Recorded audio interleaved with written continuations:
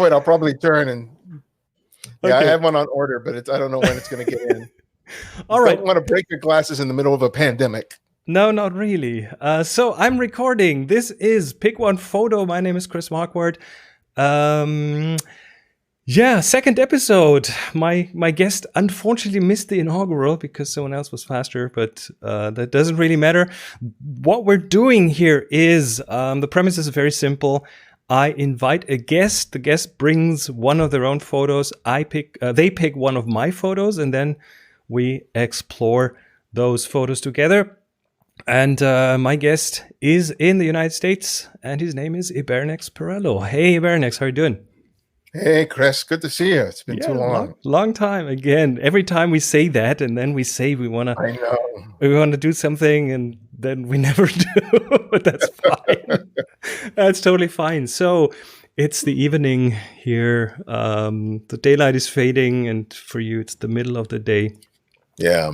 And we're recording this on the 22nd of April, 2020. I think it's kind of important to date this because we're living in such an intense time right now. So it's the end of April. My hair is growing out more and more. I can't say the same thing. Well, you could try the beard thing. That's been working out quite well. So hey, it's good to have you. It's really good to have you. And the way I set these things up is that I asked the guest, as I said, to send me a photo. So you've done that. And then I ask you to pick one of the photos that I have put on that pickonephoto.com website. But I also asked you to not reveal which one you picked, because I kind of want this to be a surprise. So this would be the time when you tell me which of the photos you picked. It was, let me make sure so I don't get this incorrect. It is image 25. It's a vertical image. Oh yeah, incoming. Incoming, it's called. Right. Oh, interesting. Let me just bring this up on the screen. I think we'll talk about yours first. I'm just changing my background color to something slightly brighter because that has a dark background, and on black people cannot see where it ends. So Ibarionex, let's talk about your photo first. I have a few questions for you about the photo, and then maybe you have a few questions about my photo to me. So here's your photo. It's a street photo. It's a New York street photo, isn't it? That would be my first guess. That would be my guess. It's actually Vancouver. It's Vancouver. Okay, so I guessed wrong. There's a lot going on in this photo. This was one of these, how do you call this? Where's Waldo kind of picture, right? Oh, okay. That was the first thing I looked at it, and I was going here. Oh no, look there. Oh no, look there. Oh no, go back there. And I was really kind of course, drawn to the two people in the middle because they are kind of the biggest thing. The eyes of the woman. They're having a discussion of sorts. Yeah. And then I noticed the fishes in the background, and then I noticed the little woman on the left, and then people in the back and people in the right, and it's layers upon layers upon layers. So the first question before we go into the details of the photo is, does it have a title? No, I don't like titles. Okay, that's interesting. Sometimes if people insist on it, I'll give it a title. Okay. But for the most part, I don't want the title to suggest the way someone should look at the photograph. I think that a title sometimes does that. And for me, a title. This is a really interesting point because for me, a title is, I don't know, a bit of a. Okay, I have to wrap this in something else. I'm getting a lot of photos when I do reviews on the show that are named img4537.jpg or something like that. Yeah. And then like something like Flickr will pick that up as the actual name of the picture and put it in the name field, and I don't like that. If it's deliberately untitled, I'm totally fine with that, but I kind of think that thinking about the title for me is almost kind of a sign of respect for the image, you know. So, but then I wouldn't choose a title. I do choose titles for my photos, but I wouldn't choose a title that would be suggestive. It's more a descriptive title. I pick something from the photo and then make that the title. This one could be, I don't know, fishes, because those fishes in the background on that poster, that would be one of the things that I would pick probably, and that is not suggestive whatsoever. Well, that's good. Okay, so that's really interesting. So tell me a bit about what was going on when you took that photo. Were you alone? Were you in a group? Were you? I was in Vancouver teaching a workshop last year alongside Olaf Staba, which some other YouTubers may know. We had met. Basically, I discovered him online watching his videos, and I knew he was a kindred spirit in terms of the way he saw light and just saw and how he photographed. I mean, I completely got him. So we started a friendship online, and then he suggested, after we had met in Paris, coincidentally, we were both there, about doing a workshop together. So we did it last year, and it was just a 2-day workshop. And on the last day, I had one of my students with me, and I was teaching him one of the principles that I use for my own photography is I'll pick a location and I'll just work it like a busy intersection. So you'll just camp out there. You just stay there for a while. Exactly. Because if you there's certain locations where certain things are fixed, like say the buildings, mailbox, maybe someone's selling something. Those are fixed. And then you can slowly sort of build an overall composition based on those things that aren't going to be moving for that period of time. And then there are the fluid things, the things that are changing. In this case, it was just a lot of people moving through the scene. So I was explaining to him, that's how I find my initial composition. And then I refine it based on the action that's happening around me. And I had just finished photographing a cluster of people, one of which was feeding their kids some ice cream, and there was another group doing something else. And I turned around and I saw this woman giving directions to the guy with the bald head. So I immediately had moved into position there and raised the camera up and purposely composed it as a vertical, because I kind of knew that there were elements on the left and the right that if I had composed it horizontally, the image would have fallen apart.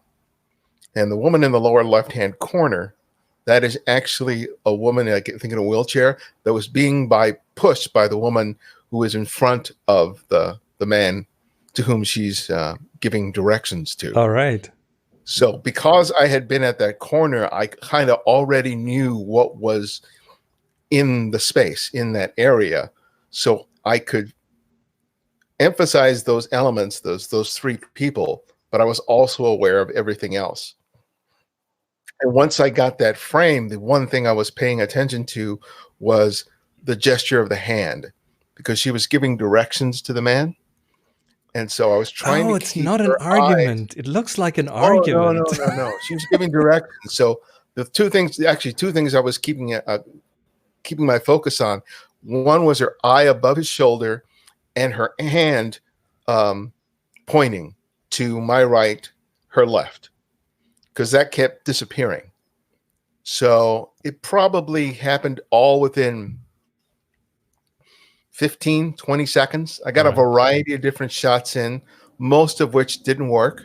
One was very close, but this one had everything that I wanted in the shot. So I probably made maybe 7 frames, maybe a little more, before it completely played out.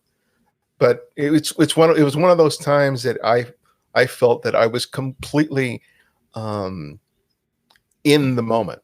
All right. Where I was just aware of every millimeter of space within the context of the frame. And there's a lot in that frame. So you had to keep a lot of balls in the air at the same time there. And so it was just really great later on when I looked at the image and I realized that what I had felt while shooting was reflected in the photograph. For me, it was a real sort of benchmark photograph for me, because it's unlike many of the photographs I had made up to that point because of its complexity. I'm always trying to create an image that basically I just throw everything in the kitchen sink to see how much can I throw into an image before it completely falls apart. Because I've gotten really good at simplification in terms of throwing things out of the frame and just like making very simple. Which is what I would suggest to beginning photographers is like kind of clean it up, take stuff out that's distracting. Yeah, and I've gotten good at that. Yeah. So, but at some point, it's just repetitive for me. Right. So now what I try to do is the opposite. I said, I can pare it down real easily, but then it's about, okay, well, can I add this? Can I add this? Oh, how about this? So it's your own personal challenge. Excuse me? You're challenging yourself there. Yeah. Good. And as a result, there are images that just don't work because I've added too much or I didn't wait for the right element to come into the right placement. But for me, when I pull it off like I did there, it's very, very satisfying. But I think so, yeah. This is few and far between. This is like a Bresson moment, right? With like waiting at a corner and then having all things fall in place and still having to shoot a bunch of photos to kind of get it. Yeah, it's tough. I like those contact sheets of Cartier-Bresson. They are very revealing in how he worked and how he was doing exactly what you did there. So I like that. I'm glad you like it. Any edits on that one? Oh yeah, it's originally a color image, and I was going back and forth between whether I should submit it as a color and a black and white. I think both work, but I think that the emphasis on the people happens more with the black and white photograph than it does with the color. Right. The color image, there's a lot of synchronicity in terms of different colors within the frame. All right. So it's not a shot in which the colors are distracting, but you experience the image very differently as a result of it being color. So right. I just decided to just go with the black and white because I think it emphasized the moment between the people a lot more. Very cool. Quick tech question, just out of curiosity, what kind of a camera do you use for that? Not that that's important, but still. I think I was using the X100F. All right. Which has a fixed 23 millimeter lens, which is the equivalent of a 35. Yeah.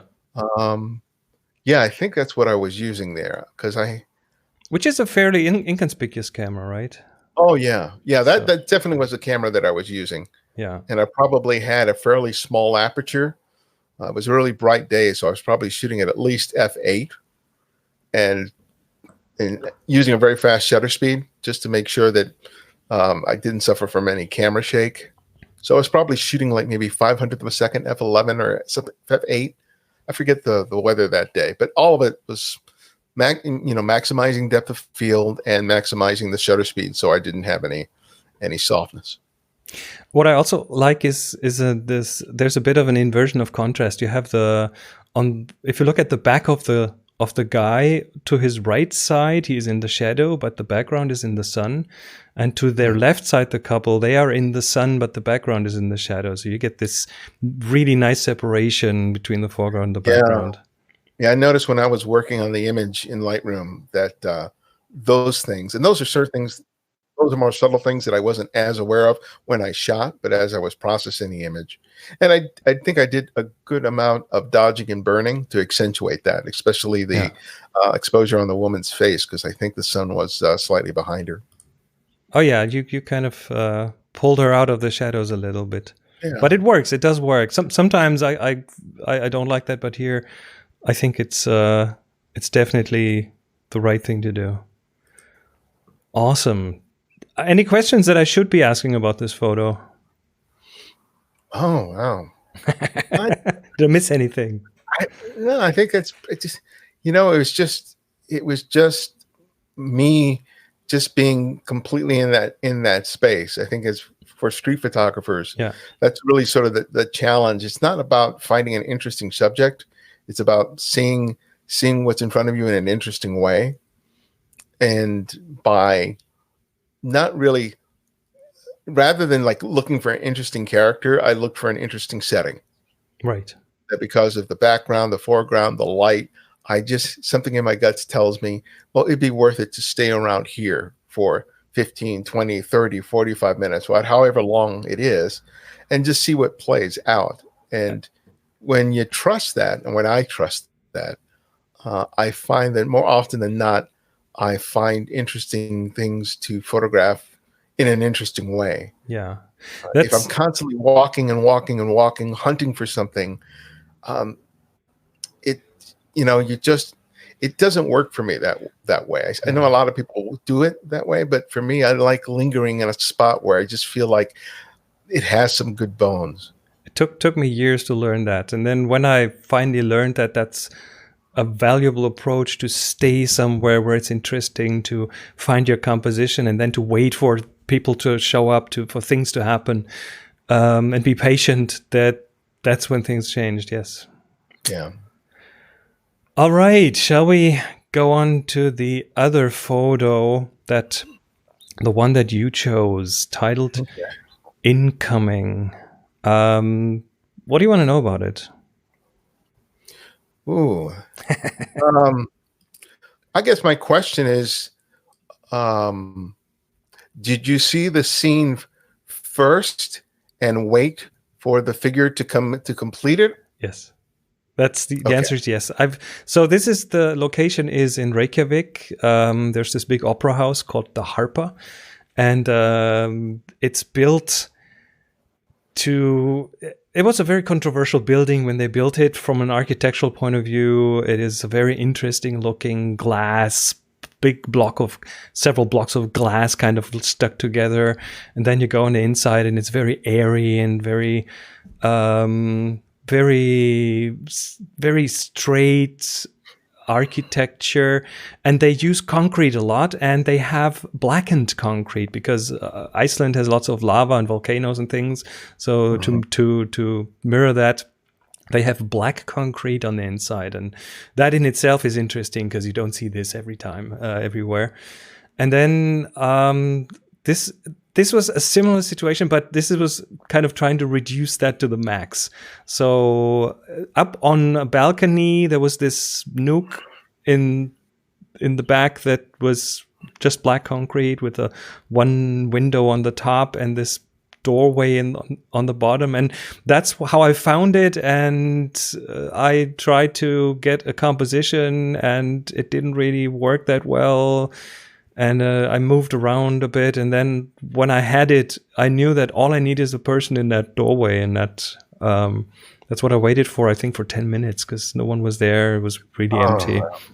So I was just standing there, waiting, and it happened. And this photo is among my, let's say, top 10 favorite photos because it is so simple and it's so unusual because of the blackness of the walls and everything. It was during daytime, but it was so deep in the shadows. And I think I also took like a burst of 5, 6, 7 photos, and that's the one that kind of worked. And no one else showed up for another 10 minutes, and no one showed up for 10 minutes before. So I was really glad that I was there, and I was there on my own. So no one else with me. So I didn't have anyone tugging at me going, are we there yet? Can we go?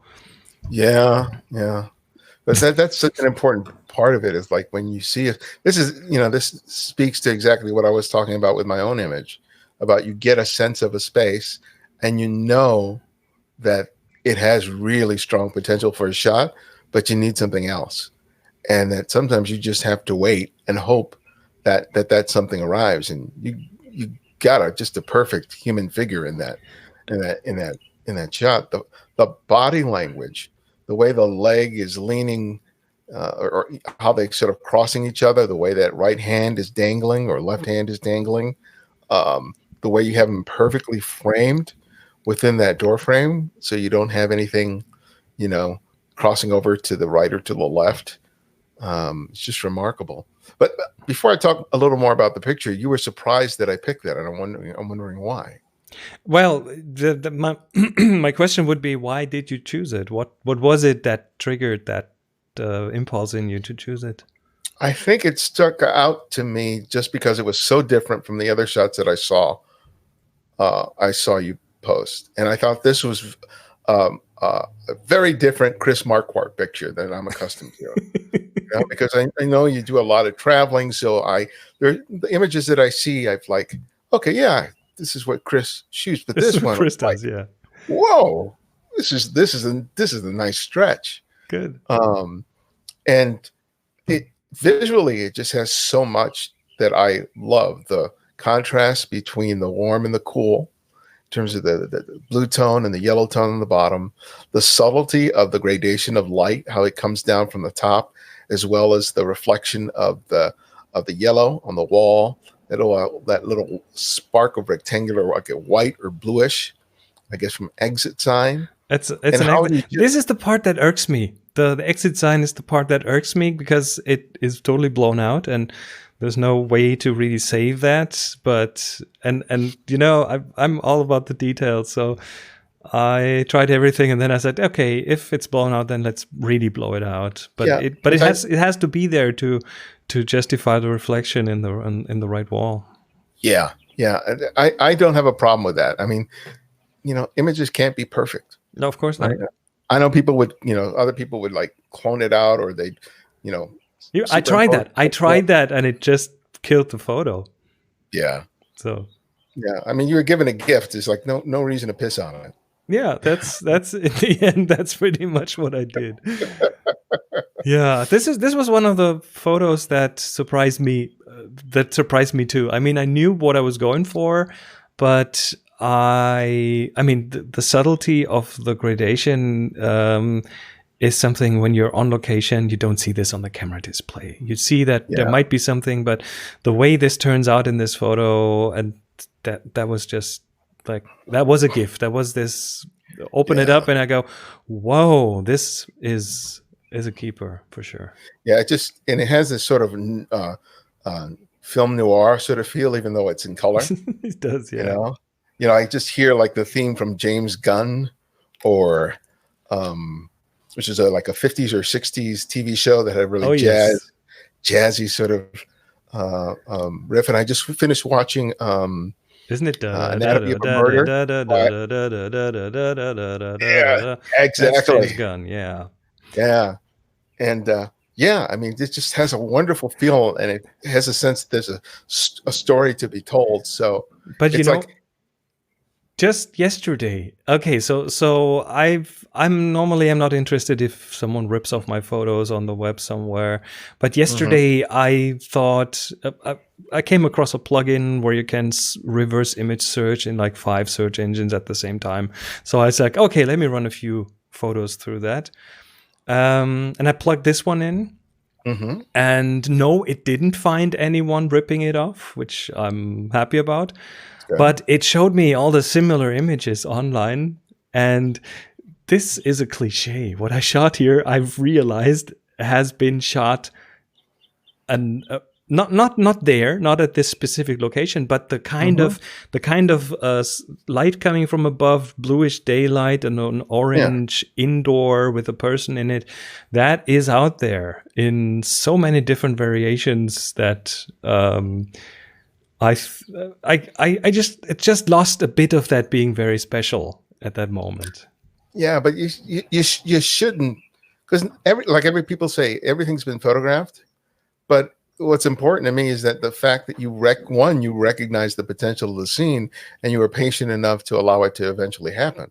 Oh, and I'm very happy. I'm very happy about this. That for me is much more important than whether or not it's, you know, exceptionally unique. I mean, there's so many photographers that have ever existed who have photographed so many things. It's like, you know, any of your best images are going to look like something. That's true. That's very true. Else.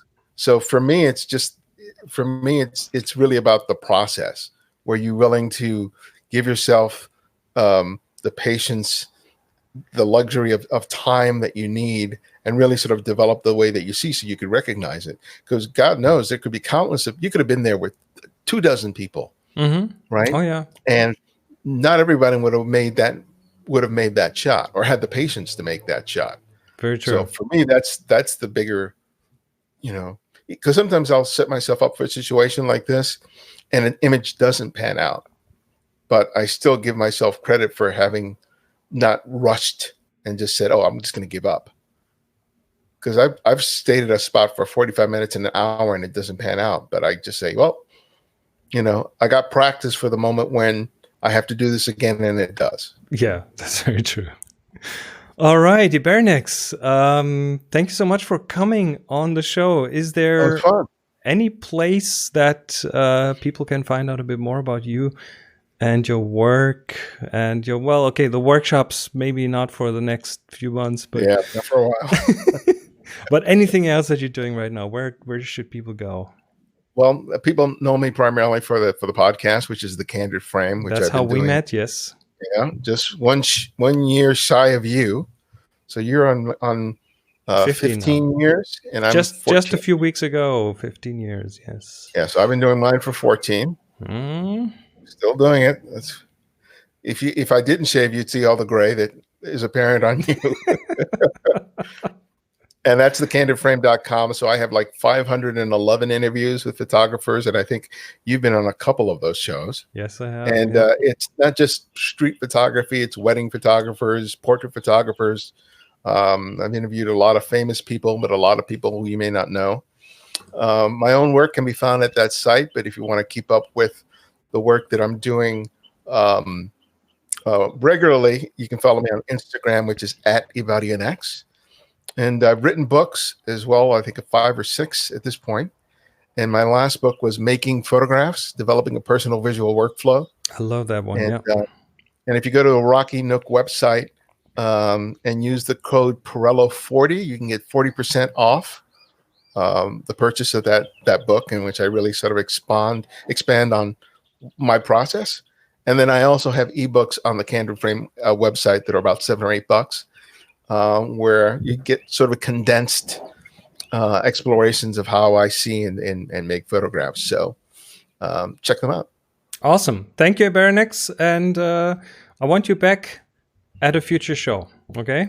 Absolutely. I'll be glad to. All right. Thank you. Take care.